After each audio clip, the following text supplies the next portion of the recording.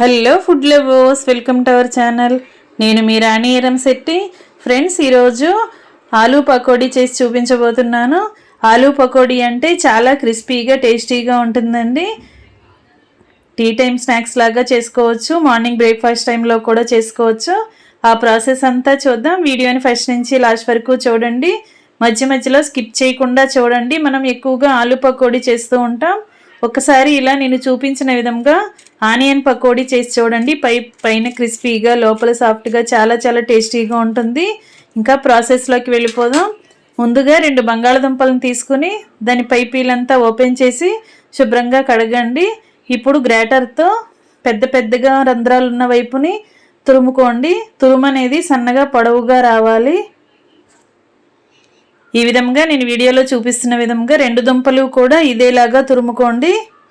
తురుము అనేది ముద్దలాగా రాకూడదండి, ఇలా పలుకులుగా రావాలి.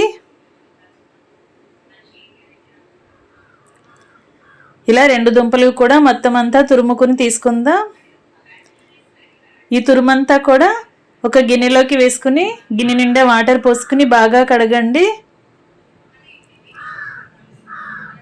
ఇలా 2 సార్లు బాగా కడిగిన తర్వాత నెక్స్ట్ ప్రాసెస్ అనేది చేద్దాం.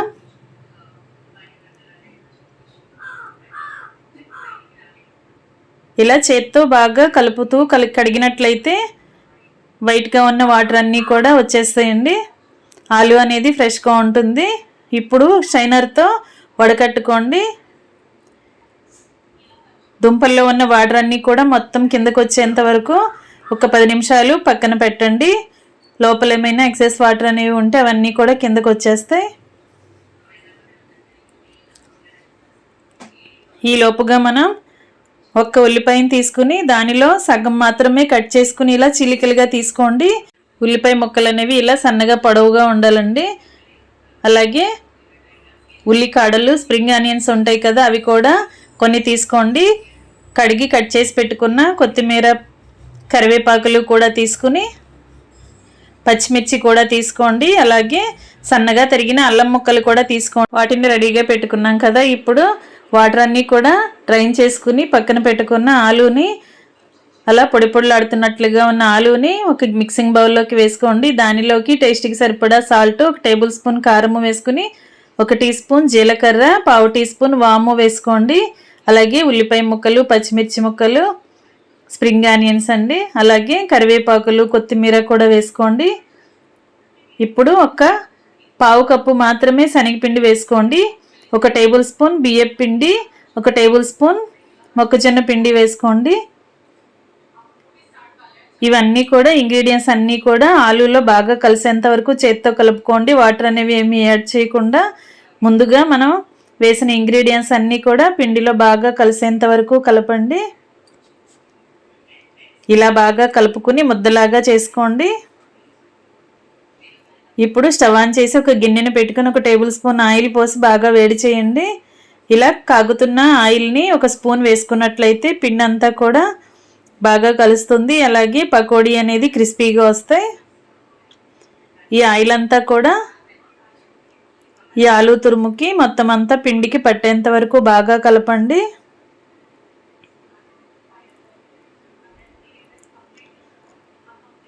ఇలా పిండి అంతా కూడా బాగా కలుపుకుని రెడీగా పెట్టుకున్నాం కదా. ఇప్పుడు స్టవ్ ఆన్ చేసి కళాయి పెట్టుకుని డీప్ ఫ్రైకి సరిపడా ఆయిల్ పోయండి. ఆయిల్ కాగుతున్నప్పుడు మనం కలిపి పెట్టుకున్న పిండి ముద్దని కొంచెం కొంచెంగా తీసుకుంటూ ఇలా రౌండ్గా వచ్చేలా చేసుకుని కొంచెంగా వత్తండి. మరీ రౌండ్గా బాల్ లాగా చేసుకున్నట్లయితే లోపలంతా కొంచెం పిండి పిండిగా అనిపిస్తుందండి, కరెక్ట్గా డీప్ ఫ్రై అవ్వవు. అందుకే ఇలా కొంచెంగా వేళ్లతో ప్రెస్ చేస్తున్నట్లుగా చేసి ఇలా చిన్న చిన్నగా వేసుకున్నట్లయితే లోపల వరకు కూడా బాగా క్రిస్పీగా ఫ్రై అయ్యి పకోడీ అనేది టేస్టీగా ఉంటుంది. ఒకే చోట ముద్దలాగా వేయకుండా ఇలా కొంచెం కొంచెంగా వేళ్లతో ప్రెస్ చేసుకుంటూ వేసినట్లయితే అవి క్రిస్పీగా చక్కగా డీప్ ఫ్రై అవుతాయి. ఇలా కళాయిలో ఆయిల్కి పట్టినన్ని వేసుకుని ఒకవైపున బాగా డీప్ ఫ్రై చేసుకున్న తర్వాత రెండో వైపు కూడా డీప్ ఫ్రై చేసుకోండి. ఇదే విధంగా క్రిస్పీగా ఫ్రై అయిన తర్వాత ఆయిల్ నుండి తీసేసుకోండి. డీప్ ఫ్రై చేస్తున్నప్పుడు ఆయిల్ అనేది మంట అనేది ఫ్లేమ్ మీడియంలో పెట్టుకుని మాత్రమే ఫ్రై చేసుకోండి. కొంచెం ఎక్కువగా చిన్న మంట మీద ఎక్కువసేపు డీప్ ఫ్రై చేసినట్లయితే స్నాక్స్ అనేవి క్రిస్పీగా వస్తాయి.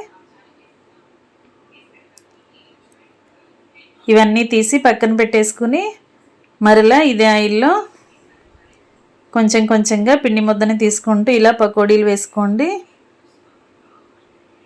ఫ్రెండ్స్, ప్రాసెస్ అంతా చాలా సింపుల్ అండి. అన్నీ కూడా మన ఇంట్లో ఉన్న ఇంగ్రీడియంట్స్తోనే ఈ స్నాక్స్ అనేవి ప్రిపేర్ చేసి పిల్లలకి సర్వ్ చేయొచ్చు. ఇంకా రెడీ అయిపోయాయి ఆలూ పకోడీ.